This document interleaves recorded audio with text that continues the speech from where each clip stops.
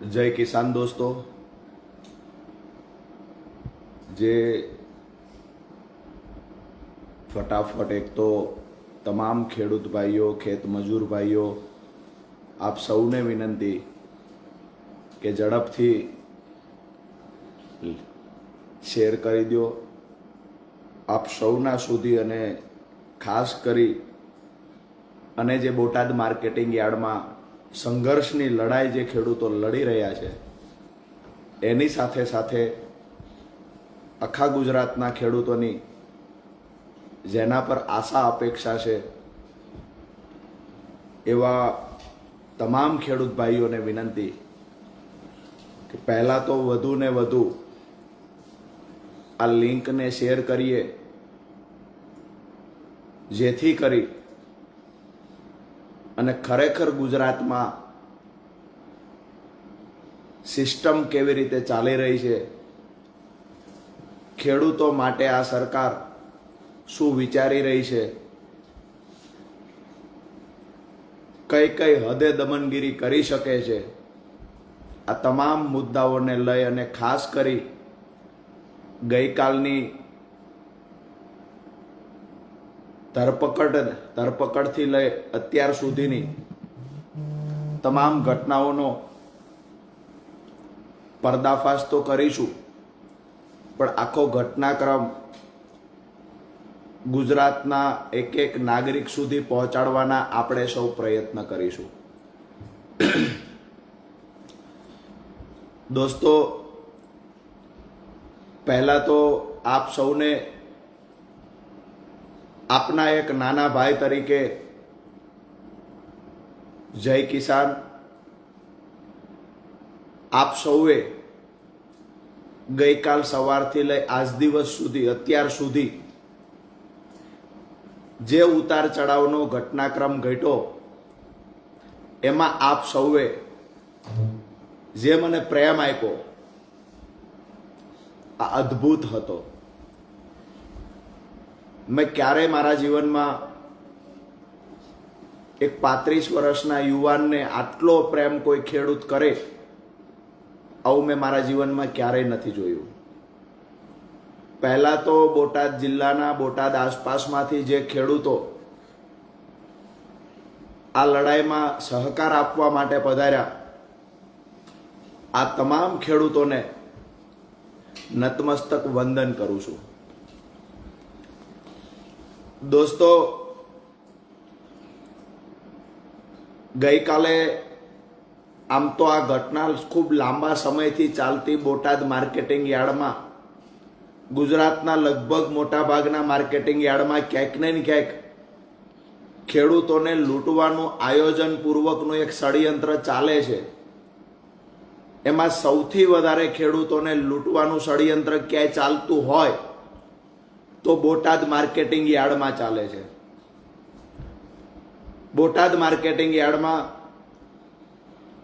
કડદાના બહાના હેઠળ વારંવાર ખેડૂતોને લૂંટવામાં આવે છે।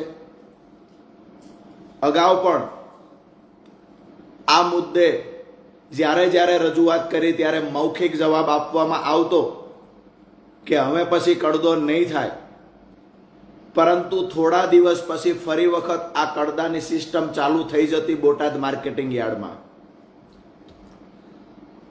બોટાદ માર્કેટિંગ યાર્ડનું આજથી એક નવું નામ આપણે જાહેર કરીએ છીએ, બોટાદ કડદા માર્કેટિંગ યાર્ડ। આ બોટાદ કડદા માર્કેટિંગ યાર્ડમાં વેપારીઓ, અમુક કમિશન એજન્ટો અને યાર્ડના સત્તાધીશો સાથે મળી અને વર્ષોથી ખેડૂતોને ત્યાં કડદાના બહાના હેઠળ લૂંટી રહ્યા છે। જ્યારે ખેડૂતોની આ તમામ ફરિયાદ મળી, આ ફરિયાદ આવતા સ્વાભાવિક છે કે ખેડૂતના દીકરા તરીકે અને જ્યારે સમગ્ર ગુજરાતના ખેડૂત એક ખેડૂત આગેવાન તરીકે રાજુ કરપડાને જાણતા હોય ત્યારે મારી નૈતિક જવાબદારી બને કે આ મુદ્દાને ઉજાગર કરવો, આ મુદ્દાને લઈને બોલવું, આ મુદ્દાને લઈને લડવું। તો હું બોટાદ માર્કેટિંગ યાર્ડમાં 10/10/2025 સવારે 10 કલાકે રજૂઆત કરવા જાય છે એવી મેં જાહેરાત કરેલી, જે જાહેરાતના અનુસંધાને હજારોની સંખ્યામાં ખેડૂતો આક્રોશ સાથે રજૂઆત કરવા આવ્યા. માર્કેટિંગ યાર્ડના ચેરમેનને અમે બોલાવ્યા. માર્કેટિંગ યાર્ડના ચેરમેનને બોલાવી શાંતિ ગાંધી ચિંધ્યા માર્ગે શાંતિથી અમે રજૂઆત કરી કે ભાઈ ખરેખર અમારી બે માંગણીઓ છે, એકદમ વ્યાજબી માંગણી છે, આ માંગણી અમારી પૂરી થવી જોઈએ. અમારી માંગણી ખેડૂતો માટે એ હતી કે ગુજરાતના કોઈ પણ યાર્ડમાં આટલા મોટા પ્રમાણમાં ખેડૂતો સાથે છેતરપિંડી થતી નથી જેટલી બોટાદમાં થાય છે. અમારી માંગણી એ હતી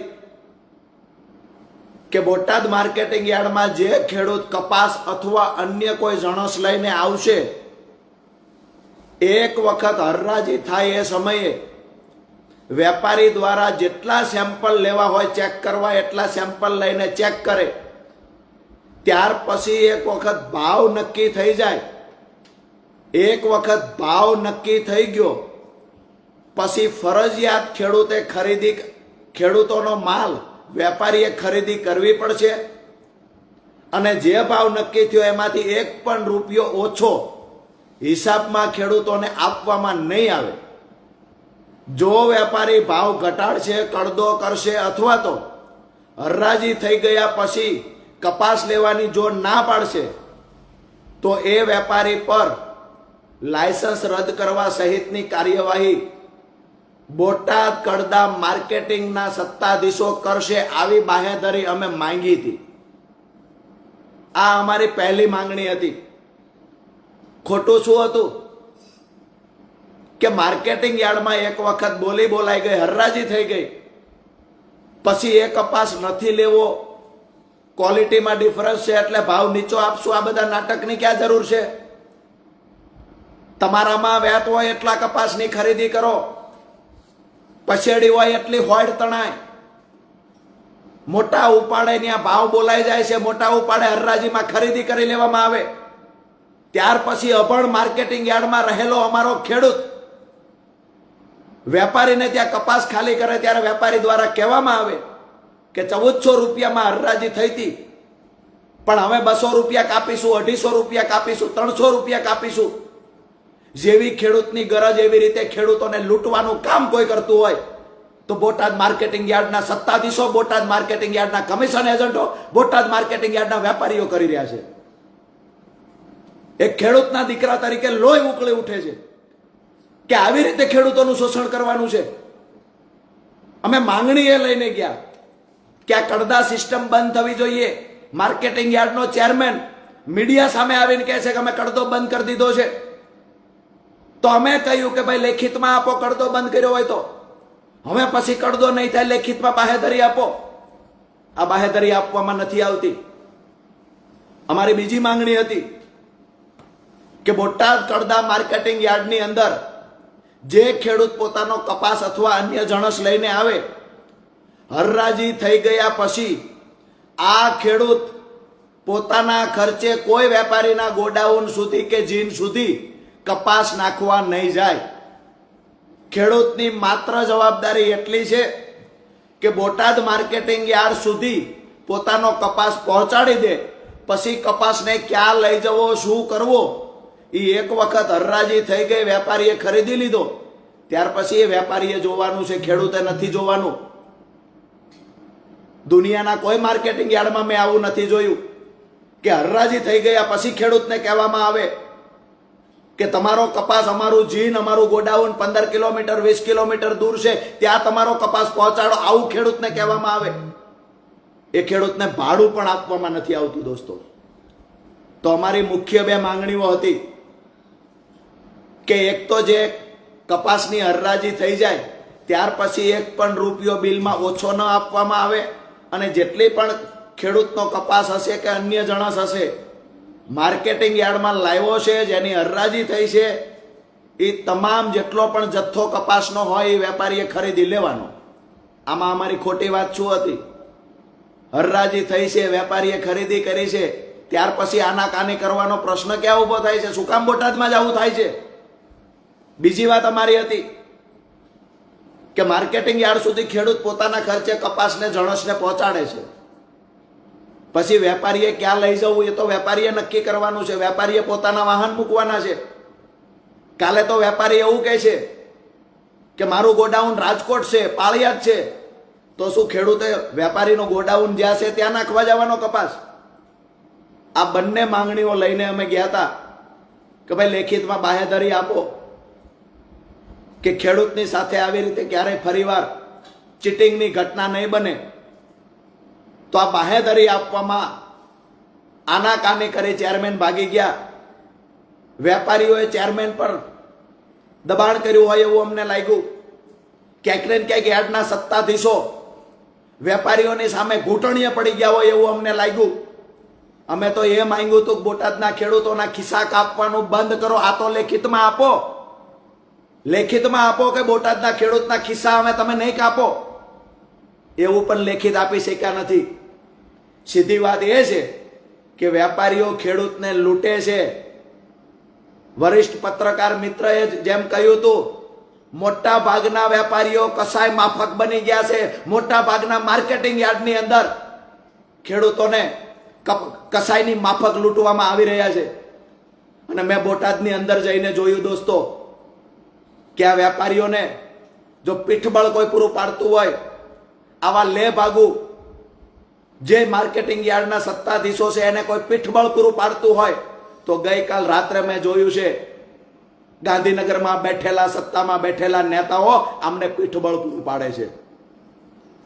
દોસ્તો અમે શાંતિથી કાર્યક્રમ કરતા, શાંતિથી અમે રામધૂન બોલાવતા, શાંતિથી ભજનો બોલાવતા કે જ્યાં સુધી અમને બાહેધરી નહીં આપે ત્યાં સુધી અમે અહીંયાથી નહીં જઈએ.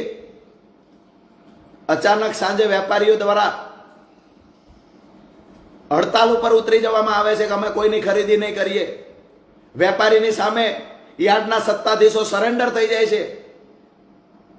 માઇકમાં એલાઉન્સ કરવામાં આવ્યું સાંજે 5 વાગે ગઈકાલે કે આવતીકાલથી બોટાદ કડદા માર્કેટિંગ યાર્ડ બંધ કરવામાં આવે છે. અચોક્કસ મુદતની હડતાલ રાખવામાં આવી છે. ભાઈ ખેડૂત સંગઠિત બન્યો, ખેડૂત જાગૃત બન્યો. એ ખેડૂત જ્યારે કહેવા માટે આવ્યો ભાઈ કડદો બંધ કરો, તો વેપારીઓને તો ન ગમ્યું, યાર્ડના સત્તાધીશોને પણ ન ગમ્યું. મતલબ સાફ હતો, કમિશન એજન્ટ હોય, યાર્ડના સત્તાધીશ હોય કે વેપારી હોય, આ તમામની ભાગ બટાય આ કડદા કાંડની અંદર થતી હતી. અમે શાંતિથી બેઠા હતા. રાત્રે અચાનક જ રાત્રે 2:30 થી 3 વાગ્યાના અરસામાં પોલીસ આવે છે. પહેલી વાર આટાફેરા કરવાનું ચાલુ થાય છે. 12 થી વધારે ગાડીઓ માર્કેટિંગ યાર્ડમાં આવે છે. અમને સમાચાર મળ્યા કે રોડ પર મોટો પોલીસ બંદોબસ્ત ગોઠવી દેવામાં આવ્યો છે. અમને થયું કે અહીંયા ધરણા પર બેઠા છીએ, આ સંસ્થા ખેડૂતોના બાપની છે. અમારે અહીંયા કોઈ અમે કોઈની પ્રાઇવેટ જગ્યા પર બેઠા નહોતા, નહીતર પણ એવું લાગે કે કોઈ અમારી ફરિયાદ કરે. માર્કેટિંગ યાર્ડ છે એ તો ખેડૂતના બાપની સંસ્થા છે અને ખેડૂત પોતાના હક અધિકાર માટે પોતાની સંસ્થામાં નહીં બેસી શકે તો ક્યાં બેસી શકે? અમે માર્કેટિંગ યાર્ડમાં શાંતિથી અમારી ટીમ સાથે મોટી સંખ્યામાં ખેડૂતો પણ આવેલા અને ત્યાં બેઠેલા. રાત્રે 2:30 થી 3 ના અરસામાં એક સાથે પોલીસનો કાફલો ધસી આવે છે. જે જગ્યાએ અમે હતા ત્યાં આવીને ધક્કામુક્કી કરવામાં આવે છે. એક જ વાત અને એક જ ગોલ સાથે આવે છે કે રાજુભાઈ કરપડા જે જગ્યાએ છે ત્યાંથી એને ઉઠાવી લેવાના છે. હું અભિનંદન આપું છું બોટાદ માર્કેટિંગ યાર્ડમાં રાત્રે રહેલા ખેડૂતોને, સલામ કરું છું એ ખેડૂતોને. ગઈકાલ રાત્રે ખેડૂતોએ કિલ્લાબંધી કરી દીધી પોતાના હાથથી. મને પકડી રાખવાના પ્રયત્ન કર્યા. એક બાજુ પોલીસે, હું શ્વાસ નહોતો લઈ શકતો એવી સ્થિતિમાં હતો, તેમ છતાં ધક્કામુક્કી ચાલુ રાખી. મેં એવું પણ કહ્યું કે મને શ્વાસ લેવામાં તકલીફ પડે છે, ધક્કામુક્કી મહેરબાની કરીને ના કરો. તેમ છતાં ધક્કામુક્કી ચાલુ રાખવામાં આવી.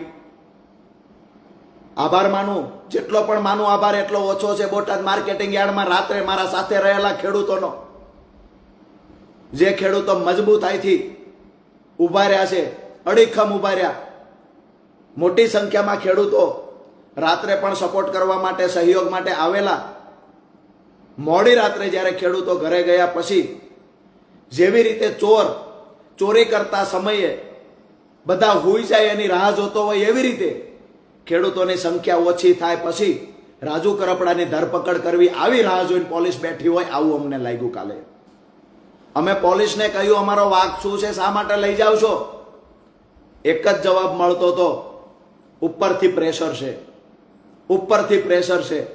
આ ઉપર કોણ છે? કોણ ખેડૂતનો દુશ્મન છે? ઉપર ખેડૂતના રજૂઆત કરવા આવે છે, ખેડૂત કહેવા આવ્યો છે કે અમને લૂંટવાનું બંધ કરો. આ ખેડૂતની વાત ઉપર બેઠેલા જે હોય તે એને કેમ સંભળાતી નથી? અહીંયા ખેડૂત ભજન બોલતો હતો, એ ઉપરવાળાને સંભળાયું. અહીંયા ખેડૂત રજૂઆત કરતો હતો, પોતાની વેદનાને પોકારી ઉઠતો હતો, એ ઉપરવાળાને ન સંભળાયું. પણ ઉપરવાળાને સંભળાયું કે ખેડૂત અવાજ ઉઠાવે છે તો ખેડૂતને ઉઠાવી જાઓ. ખેડૂતનો આગેવાન કોણ છે?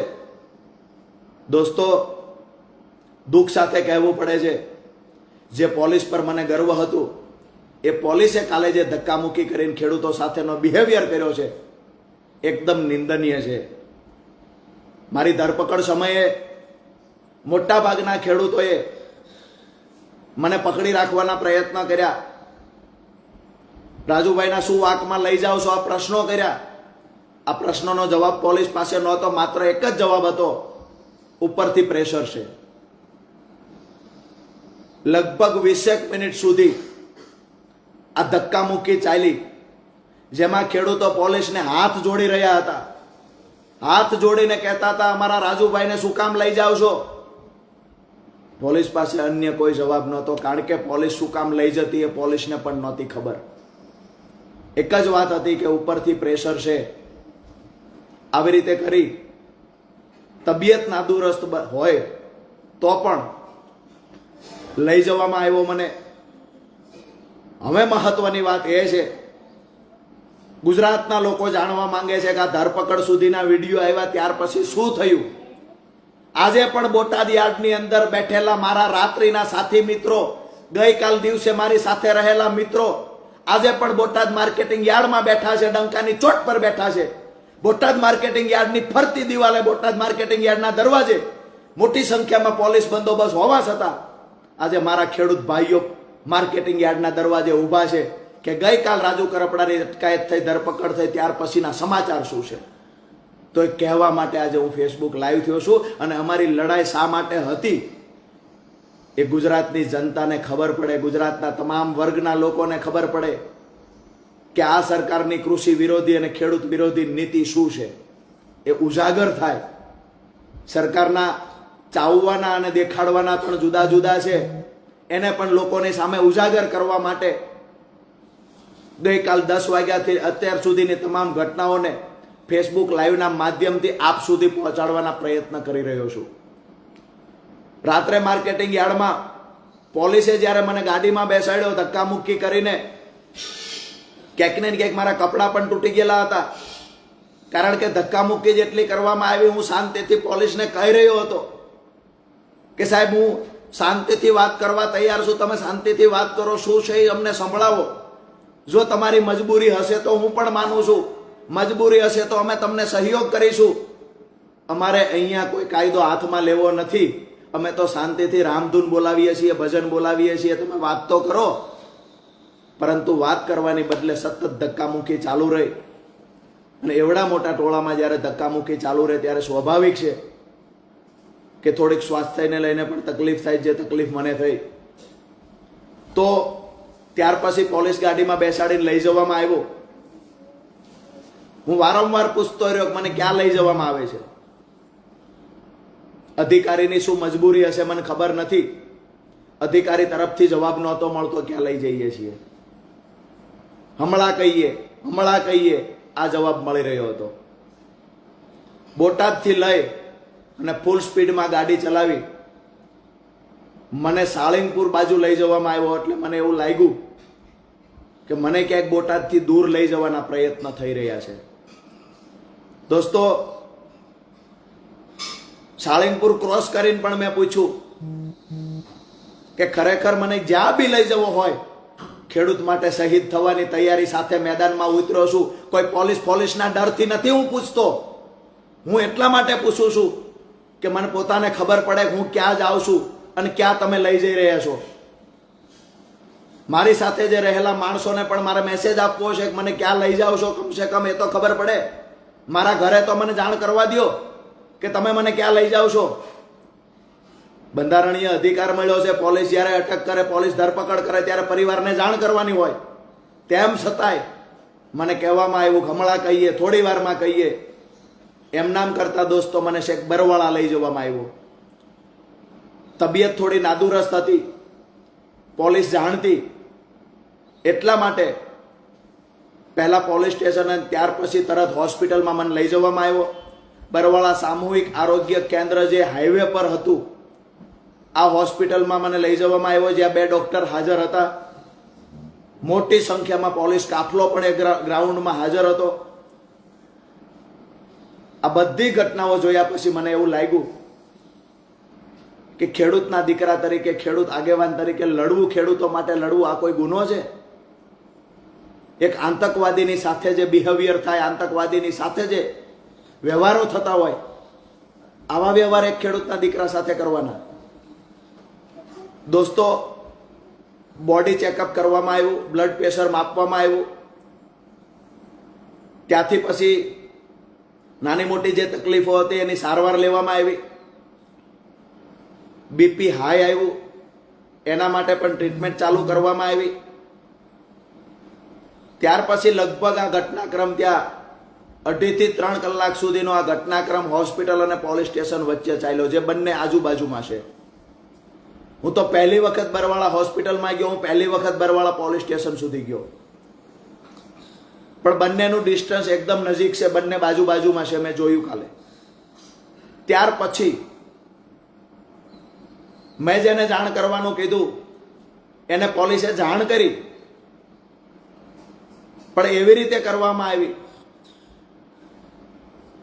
કે અમે તમને થોડી વારમાં કહીએ છીએ કે રાજુભાઈને ક્યાં લઈ ગયા છીએ. કમ્પ્લીટ જાણ ન કરવામાં આવી. ત્યારબાદ મને કહેવામાં આવ્યું કે તમને અહીંયાથી બોટાદની હદ બહાર મૂકવાના છે.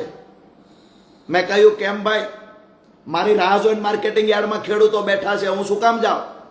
મેં એવું તો ગુનાહિત કૃત્ય શું કર્યું છે તો હું બોટાદની હદ છોડીને જતો રહું?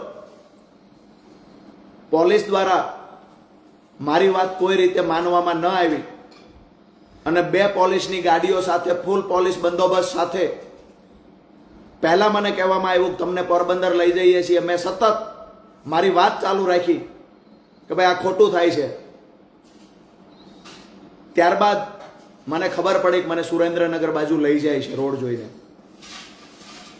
પોલીસ બંદોબસ્ત વચ્ચે લગભગ 1 વાગ્યા આજુબાજુ મને સુરેન્દ્રનગર પહોંચાડવામાં આવ્યો. સુરેન્દ્રનગર પહોંચાડ્યા પછી મને સખત શબ્દોમાં એવું કહેવામાં આવ્યું કે તમને કોઈ પણ સંજોગે બોટાદમાં અમે પ્રવેશ કરવા દેવાના નથી. તમારી જે મહાપંચાયત રવિવારની છે એ અમે કોઈ સંજોગે થવા દેવાના નથી. તમારા ઘર સુધી અમે પહોંચાડી દઈએ છીએ. તમારા ઘરની બહાર નીકળતાની સાથે ચાપતો પોલીસનો બંદોબસ્ત હશે. પોલીસની નજર નીચે જ તમને રાખવામાં આવશે. દોસ્તો, એક ખેડૂતના દીકરા તરીકે આનાથી દર્દનાક બીજી કોઈ ઘટના કઈ હોઈ શકે કે મારા ખેડૂત પરિવાર માટે હું લડવા ગયો, ત્યાંથી મને ધક્કામુક્કી કરીને પોલીસ સ્ટેશન લઈ ગયા. પોલીસ સ્ટેશનથી બંદોબસ્ત સાથે સુરેન્દ્રનગર પહોંચાડ્યો. સુરેન્દ્રનગર પણ હું અહીંયા ઘરની બહાર નીકળું અને તરત જ અટકાયત કરી લઈશું એવી ધમકીઓ આપવામાં આવી. અહીંયા ઘરની બહાર સતત સિવિલ ડ્રેસમાં પોલીસની અવર જવર, હું ઘરે આવ્યો ત્યારે 1 કલાકથી ચાલુ હોય, સતત અવર જવર ચાલુ છે. મને એ થાય છે કે મેં ગુનો શું કર્યો છે? મારા પર કેમ આટલો બધો પોલીસ દમન ગુજારે છે? મેં અપરાધ શું કર્યો છે? અને જે પોલીસ કહે છે કે ઉપરથી પ્રેશર છે, આ ઉપર કોણ છે એકવાર નામ તો આપો.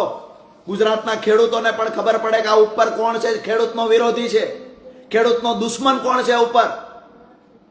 દોસ્તો, એક વાત નક્કી છે, ક્યાંક ને ક્યાંક સરકારના દબાવમાં આવી અને પોલીસ અધિકારીઓ કાર્યવાહી કરતા હશે એવું માનીએ. પોલીસ અધિકારીઓની પણ મજબૂરી હશે. પણ મારી વાતને ફેસબુક લાઈવ પૂરું કરતા પહેલા અત્યાર સુધી બનેલી ઘટનાની મેં વાત કરી. મારા ઘરની બહાર પોલીસની અવર જવર સતત 1 કલાકથી ચાલુ છે. મને ખુલ્લીને કહેવામાં આવ્યું છે બોટાદ પોલીસ દ્વારા કે જેવા બહાર નીકળશો એવા તમારી અટકાયત ફરીવાર કરી લેવાની છે. પોલીસની અટકાયતથી ડરતા નથી, ધરપકડથી ડરતા નથી, પોલીસ કેસ કરશે જુઠ્ઠા એનાથી ડરતા નથી અમે. મહત્વની વાત એ છે કે અમારો કોઈ અપરાધ નથી, કોઈ ગુનો નથી, તેમ છતાં ગુજરાત પોલીસ અમારા પર દમન શા માટે ગુજારે છે? ગુજરાત પોલીસ, બોટાદ પોલીસ, જે બોટાદ માર્કેટિંગ યાર્ડમાં વેપારીઓ લૂંટી રહ્યા છે ખેડૂતને, એના પર કાર્યવાહી નથી કરી શકતા. શું નમાલી છે પોલીસ? નમાલી સરકાર છે કે વેપારીઓ બેફામ લૂંટે ખેડૂતને? કાર્યવાહી, ખેડૂતની રજૂઆત આવવા છતાં વેપારી પર કાર્યવાહી નથી કરી શકતા. અને એક ખેડૂતો માટે 35 વર્ષનો યુવાન લડવા નીકળ્યો, તે યુવાનનો અવાજ દબાવવાના પ્રયત્ન થઈ રહ્યા છે. દોસ્તો, ગમે એટલી કિલ્લેબંધી પોલીસ કરે, બોટાદ માર્કેટિંગ યાર્ડમાં બેઠેલા ખેડૂત ભાઈઓ, આજુબાજુમાં રહેલા ખેડૂત ભાઈઓ અને તમામ ગુજરાતના સૌરાષ્ટ્રના ખેડૂત ભાઈઓને એક વાત કરવા માટે આજે ફેસબુક લાઈવ થયો છું. સમગ્ર ઘટનાને લઈને ચર્ચા કરી. હવે એક બીજી મહત્વની વાત કે અહીંયા ઘરની બહાર પોલીસને જેટલા આટા ફેરા કરવા હોય એટલા કરે. આવતીકાલે મારા ખેડૂતોના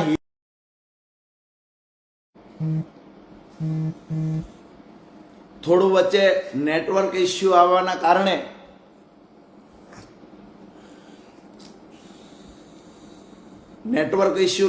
વચ્ચે અવાજ જતો રહ્યો મારો. આવતીકાલે ખેડૂત મહાપંચાયત બોટાદમાં થશે, ડંકાની ચોટ પર થશે.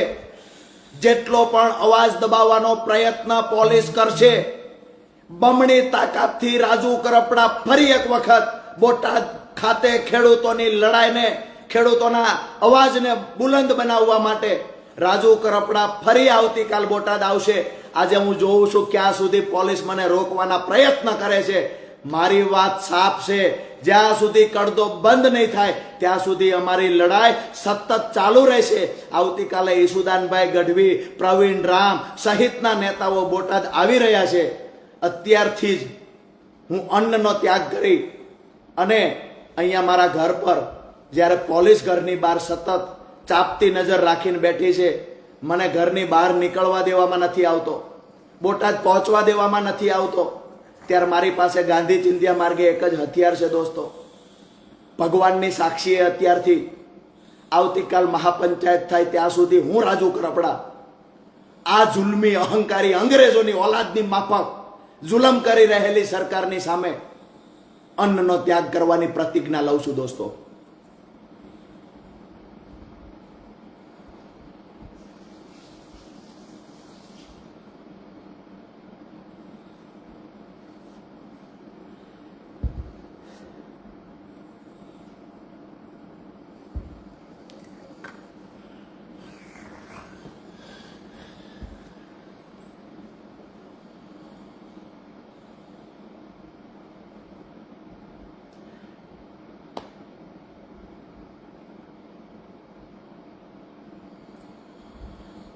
વધારે વિશેષ કાંઈ